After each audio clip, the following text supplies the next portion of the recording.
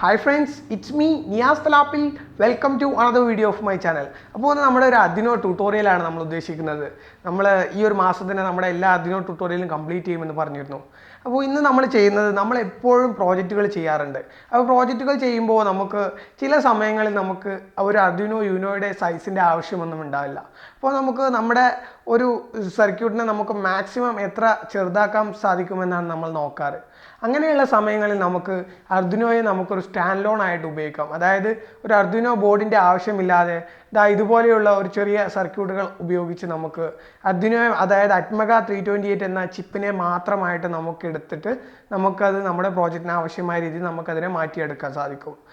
അതുപോലെ തന്നെ ഒരുപാട് ആളുകൾക്ക് ഒരു 500 റുപ്പീസ് അല്ലെങ്കിൽ 550 രൂപയൊക്കെ കൊടുത്ത് ഒരു Arduino വാങ്ങാനുള്ള കാശ് ഉണ്ടാവാതിരിക്കാറുണ്ട്. അപ്പോൾ അവർക്കായിട്ടും കൂടിയാണ് ഈ ഒരു വീഡിയോ. നമുക്ക് തനിയെ, അതായത് ഒരു Arduino Unoയെ പോലെ നമുക്ക് ഒരു ചെറിയ ബോർഡ് നിർമ്മിച്ച് നമുക്ക് ഏകദേശം ഒരു 250 രൂപയുടെ ഉള്ളിൽ നമുക്ക് ഇതുപോലെ ഒരു ചെറിയ Arduino ബോർഡ് ഉണ്ടാക്കാൻ സാധിക്കും. അപ്പോൾ നമുക്ക് വീഡിയോയിലോട്ട് പോകാം. ഇതുപോലെയുള്ള പ്രോജക്റ്റുകൾക്കാണ് നമ്മൾ സ്റ്റാൻഡ് ലോൺ Arduino ഉപയോഗിക്കുന്നത്. നമുക്ക് എല്ലാ കാര്യങ്ങളും Arduinoയുടെ വെബ്സൈറ്റിൽ തന്നെ പ്രോപ്പറായിട്ട് നൽകുന്നുണ്ട്. അപ്പോൾ നമുക്കിവിടെ ആവശ്യമായിട്ടുള്ള കോമ്പോണൻറ്റ്സ് ഒരു 16 മെഗാഹെർട്സിൻ്റെ ക്രിസ്റ്റൽ, 10Kയുടെ റെസിസ്റ്റർ, അതുപോലെ 22 PF മൈക്രോഫാരഡിൻ്റെ സെറാമിക് കപ്പാസിറ്റേഴ്സ്. ഇനി നമുക്ക് എങ്ങനെയാണ് സർക്യൂട്ട് കണക്ഷൻ ചെയ്യേണ്ടത് എല്ലാം അവർ പ്രോപ്പറായിട്ട് തന്നെ നൽകുന്നുണ്ട്. എന്നാലും ഞാൻ എനിക്ക് ഏറ്റവും കൂടുതൽ അണ്ടർസ്റ്റാൻഡബിൾ ആയിട്ടുള്ള ഒരു ബേസിക് സർക്യൂട്ട് ഞാൻ ഇതിൽ കൊടുക്കാം. അതുപോലെ തന്നെ നമ്മുടെ ഒരുപാട് സുഹൃത്തുക്കൾ നമ്മളോട് പറഞ്ഞിരുന്നു, നിങ്ങൾ വീഡിയോ നമ്മുടെ സോൾഡറിങ്ങിൻ്റെ എല്ലാം ഒന്നും സ്കിപ്പ് ചെയ്യാതെ ചെയ്യുക എന്ന്. അപ്പോൾ നമ്മൾ മാക്സിമം സ്കിപ്പ് ചെയ്യാതെ ഈ വീഡിയോ ചെയ്യുന്നുണ്ട്. അപ്പോൾ ഇതിൽ നമ്മൾ ശ്രദ്ധിക്കേണ്ട ഒരു കാര്യം ICയുടെ പിൻ നമ്പേഴ്സാണ്. നമ്മൾ ICയുടെ പിൻ നമ്പർ നമ്മൾ ഇടതുവശത്ത് നിന്നാണ് കാൽക്കുലേറ്റ് ചെയ്യുന്നത്. 1 2 3 4 5 അങ്ങനെ. നമുക്ക് അതിനുശേഷം വലതുവശത്ത് നിന്ന് താഴെ നിന്നാണ് പിന്നെ നമ്മൾ 15 16 17 18 ഇങ്ങനെ കാൽക്കുലേറ്റ് ചെയ്യുന്നത്. അപ്പോൾ ഇവിടെ നമുക്ക് ഇവിടെ നമ്മുടെ ഫസ്റ്റ് പിന്നിൽ തന്നെ നമുക്ക് ഒരു 10Kയുടെ റെസിസ്റ്ററാണ് നമ്മളിവിടെ ആഡ് ചെയ്യുന്നത്. ഇത് എന്തിനാണെന്ന് വെച്ചാൽ ഇത് നമ്മുടെ റീസെറ്റ് ബാലൻസ് ചെയ്യാനാണ്. റീസെറ്റ് പിന്നിനെ ഇത് നമ്മൾ ഡയറക്റ്റായിട്ട് ഗ്രൗണ്ട് ചെയ്യുന്ന സമയത്താണ് നമ്മുടെ മൈക്രോ കൺട്രോളർ റീസെറ്റ് ആവുന്നത്. അപ്പോൾ ഇത് ഞാനിവിടെ 1 2 3 4 5 6 7 8 9ാമത്തെ പിന്നും 10ാമത്തെ പിന്നുമാണ് നമ്മളിവിടെ ക്രിസ്റ്റൽ കണക്ട് ചെയ്യുന്നത്. 16 മെഗാഹെർട്സിൻ്റെ ഒരു ക്രിസ്റ്റൽ കണക്ട് ചെയ്യുന്നത്. അപ്പോൾ ഇത് നമുക്കിവിടെ ഒരു കപ്പാസിറ്റർ കൂടി ആഡ് ചെയ്യുന്നതുകൊണ്ട് നമുക്കൊരു പിൻ ഇങ്ങോട്ട് വലിച്ചിടാം. അതിനുശേഷം ഇതിന് രണ്ടിനും പാരലലായിട്ട് നമ്മൾ 2 കപ്പാസിറ്റേഴ്സ് ഗ്രൗണ്ടിലാണ് കണക്ട് ചെയ്യുന്നത്. അപ്പോൾ ഞാനിവിടെ ബ്രെഡ് ബോർഡിൽ താഴെ വശം പോസിറ്റീവും മേലേ വശം നെഗറ്റീവുമാണ് എടുത്തിട്ടുള്ളത്. അപ്പോൾ നമുക്ക് ഈ 2 കപ്പാസിറ്ററും നമുക്ക് പാരലലായിട്ട് ഈ ഒരു ഇതിൻ്റെ ഗ്രൗണ്ടിലോട്ട് കണക്ട് ചെയ്യാം. അപ്പോൾ ഇവിടെ കണക്ട് ചെയ്യുമ്പോൾ നമുക്ക് ഇവിടെ കപ്പാസിറ്റേഴ്സ് എന്ന് പറയുന്നത് നമ്മുടെ അൺനോൺ ഓസിലേഷനെ ബാലൻസ് ചെയ്യാനാണ്. അതിനുശേഷം നമ്മുടെ 8ാമത്തെ പിൻ നമ്മൾ ഗ്രൗണ്ടിലോട്ടും അതുപോലെ 7ാമത്തെ പിൻ നമ്മൾ പോസിറ്റീവിലോട്ടുമാണ് കണക്ട് ചെയ്യേണ്ടത്. അപ്പോൾ ഞാനിവിടെ നമ്മുടെ 8ാമത്തെ പിന്നാണ് ഇപ്പോൾ കണക്ട് ചെയ്തുകൊണ്ടിരിക്കുന്നത്. ഇത് നമ്മൾ ഗ്രൗണ്ടിലോട്ടാണ് കണക്ട് ചെയ്യുന്നത്. അതിനുശേഷം ഞാനിവിടെ റെഡ് വയറാണ് നിങ്ങൾക്ക് ഒന്നും കൂടി അണ്ടർസ്റ്റാൻഡബിൾ ആവാൻ വേണ്ടി ഞാനിവിടെ പോസിറ്റീവായിട്ട് എടുത്തിട്ടുള്ളത്.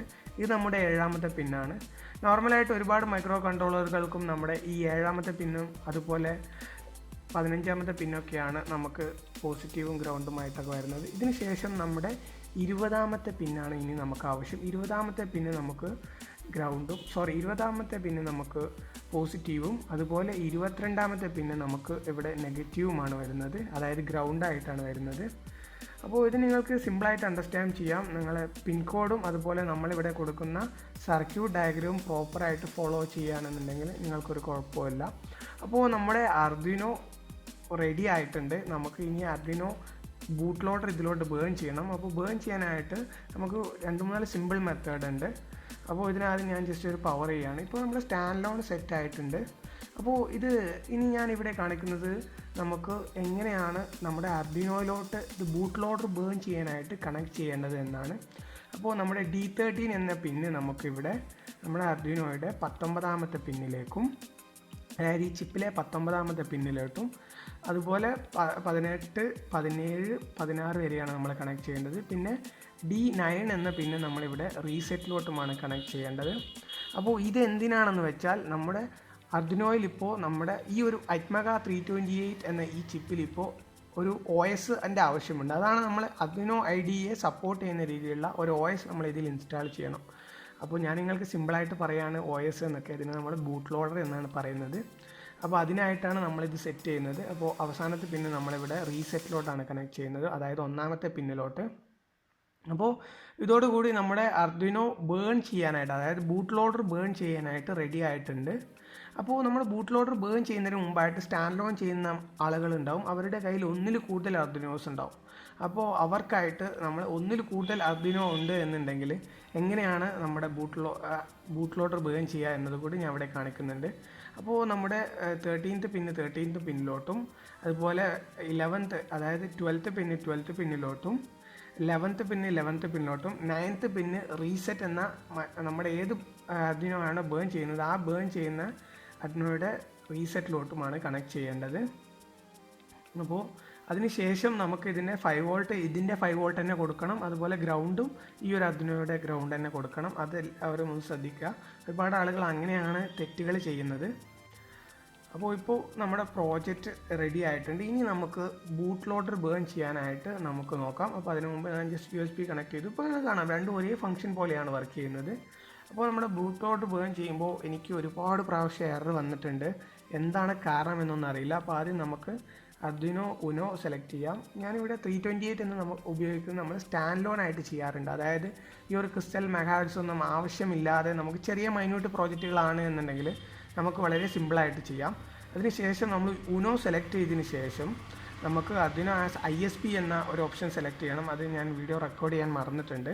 അപ്പോൾ നമ്മൾ Arduino ആസ് ISP എന്ന് സെലക്ട് ചെയ്തതിന് ശേഷം നമ്മുടെ ടൂൾസിൽ തന്നെ നമുക്ക് ബേൺ ബൂട്ട് ലോഡർ എന്നൊരു ഓപ്ഷൻ ഉണ്ട്. നിങ്ങൾ Arduino ആസ് ISP എന്ന് സെലക്ട് ചെയ്യുന്നത് പ്രോഗ്രാമർ എന്ന ടൂളിലാണ്. അപ്പോൾ ഇത് കുറച്ച് ടൈം എടുക്കുന്നുണ്ട്. സാധാരണ ഇത്ര സമയം എടുക്കാറില്ല. നിങ്ങൾക്ക് ഒന്നും കൂടി സ്പീഡായിട്ട് തന്നെയാണ് ബേൺ ആവുന്നത്. അപ്പോൾ നിങ്ങൾക്ക് ബേൺ ആവുന്നത് കാണാം. അപ്പോൾ ഈ ഒരു ബേൺ ആവുന്നതോട് കൂടി മാത്രമേ നമ്മുടെ Arduino IDE എന്ന പ്ലാറ്റ്ഫോം നമുക്ക് സപ്പോർട്ട് ചെയ്യുള്ളൂ.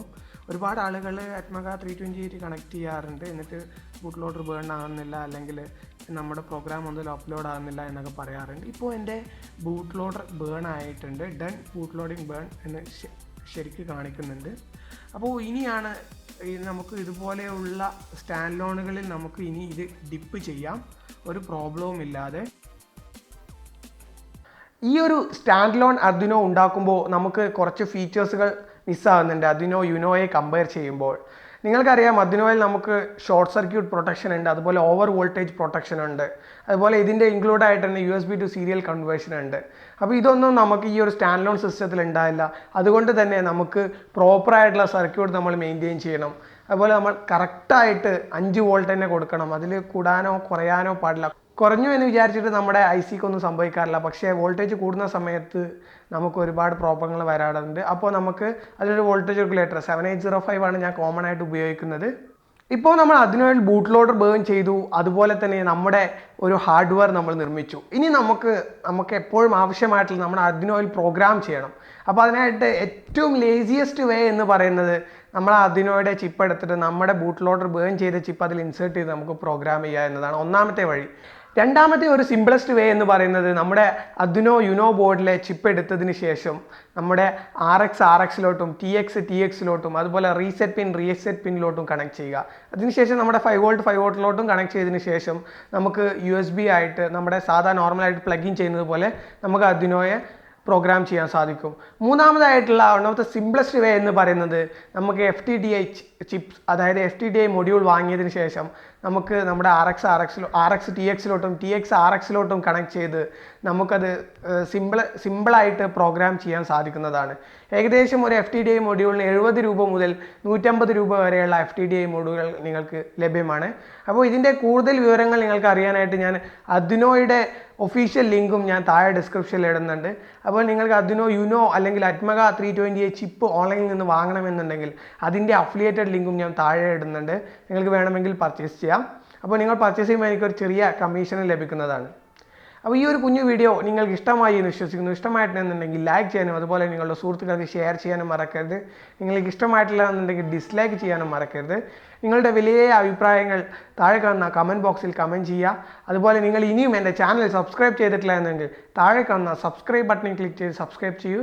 കൂടെ ബെൽ നോട്ടിഫിക്കേഷൻ ഓൺ ചെയ്ത് നോക്കൂ ഞാൻ എന്ന വീഡിയോകൾ ഏറ്റവും ആദ്യം കാണുവാൻ. അപ്പോൾ നമുക്ക് നാളെ ഒരു കിടിലൻ വീഡിയോയിൽ കാണാം. Have A nice day.